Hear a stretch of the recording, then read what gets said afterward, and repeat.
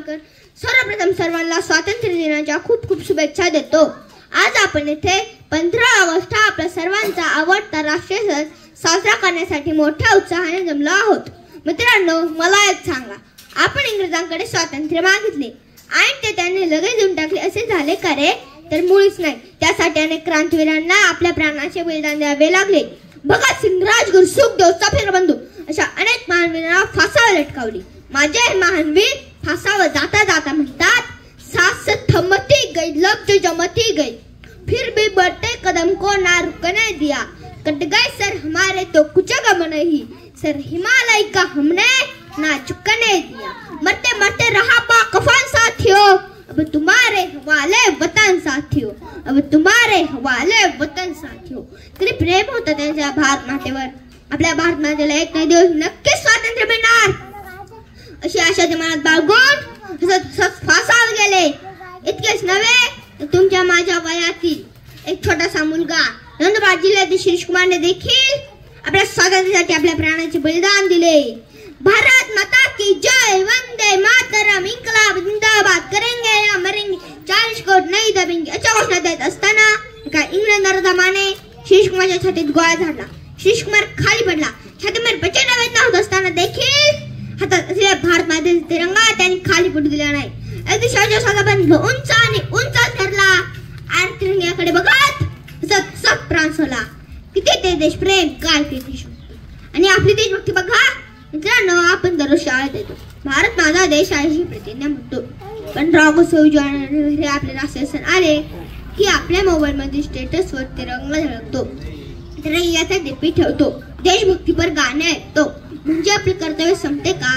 जेव्हा Bharat Pakistan world cup match सुरू होते तेव्हा आपल्याला लगेच असे वाटते की आपला भारत जिंकला पाहिजे। मॅच जिंकली की टणटण भारत म्हणतो, मेरा इंडिया जीत गया, मेरा भारत जीत गया, मोठ्या आवाजात फटाकडे वाजवतो।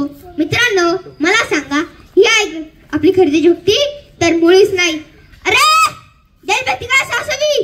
देशभक्ती असावी माझ्या तांडई माणूस सारखी, आधी लगीन कोंडाण्याचे नंतरच माझ्या रायबाचे असे म्हणून छत्रपती शिवाजी महाराजांचे स्वराज्य स्वप्न आपल्या खांद्यावर घेतात ना, ती खरी देशभक्ती। जमशेदजी टाटा आपल्या देशातील गोरगरिबांना रोजगार मिळवून आपली संपत्तीचे दान करतात ना, ती खरी देशभक्ती। आपल्या देशात प्रत्येक नागरिकाने आपले काम शिष्टाचाराशिवाय प्रामाणिक केले ना तर ती खरी देशभक्ती ठरेल। मित्रांनो, आपण दर प्रतिनिधित भारत आपला देश आहे असे म्हणत नाही, तर भारत माझा देश आहे असे आपण प्रतिनिधित म्हणतो। जेव्हा एखादी गोष्ट आपण माझी आहे असे म्हणतो तेव्हा तिच्यावरचे आपले प्रेम द्विगुणित होते। हा भारत देश माझा आहे, इथली झाडी झुडपे, नदी नाले हे सर्व काही माझे आहे। सारे भारतीय माझे बांधव आहेत, म्हणजेच आपण सर्वजण भाऊ आहोत। वसंत बापट खूप छान म्हणतात, हा देश माझा याचे भान जरासे राहू द्या रे, जरासे राहू द्या, हा उंच हिमालय माझा, हा विशाल सागर माझा, या गंगा यमुना शेती दरती बाग बगीचा माझा, बिलाशा याची दरिता नजर वाकडी करता, त्या मरण द्यावया स्फुरण आपले बाहू पाहू द्या रे, हा देश माझा याचे भान जरासे राहू द्या रे, जरासे राहू द्या। मित्रांनो, आपल्या सुंदर भारत मातेचे व आपले रक्षण कोण करताय? स्वतःच्या आई वडिलांच्या काळजाला घोर लावून, स्वतःच्या पतीचे सौभाग्य धोक्यात घालून, स्वतःच्या पोटच्या पोरांची पर्वा न करता छातीने आपल्या भारत मातेच्या सीमेवर लढतात व आपले रक्षण करतात ते आपले भारतीय जवान। मित्रांनो, नुकतेच काही वेळापूर्वी जम्मू काश्मीरमध्ये पहलगाम येथे दहशतवाद्यांनी केलेला हल्ला ही घटना म्हणजे संपूर्ण भारताच्या डोळ्यात अश्रू आणणारी घटना होती।